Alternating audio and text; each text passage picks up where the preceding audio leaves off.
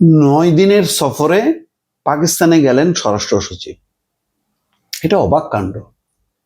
একটা দেশের স্বরাষ্ট্র সচিব বাংলাদেশ নিয়ে তার কত ব্যস্ততা থাকে, 9 দিন লাগবে তার সফর করতে এই পাকিস্তানে। কি এমন বিষয় আছে? মানে অন্য কোনো দেশের এরকম সচিব বা মন্ত্রী কখনো কোনো একটা দেশ 9 দিন ব্যাপী সফর করে? আজব লাগলো বিষয়টা।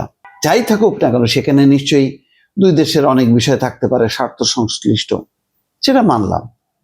কিন্তু একেবারে 9 দিন সফর হবে এবং সেটা ঘোষণা দিয়ে যাচ্ছে। কি কি আছে এই সফরে? বাংলাদেশ এবং পাকিস্তান দুই দেশের মধ্যে মাদক এবং সন্ত্রাস দমন, পুলিশ প্রশিক্ষণ করে দুই দেশের পুলিশ একাডেমির পারস্পরিক সহযোগিতা এবং রোহিঙ্গা বিষয়ে উভয় দেশের সহাবস্থান নিয়ে আলোচনা হবে।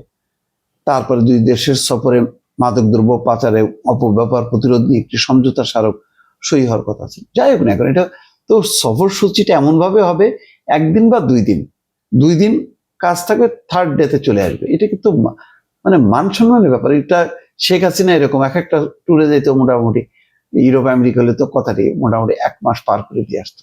তো এখন এই 9 দিনের সফর করা লাগবে পাকিস্তানে।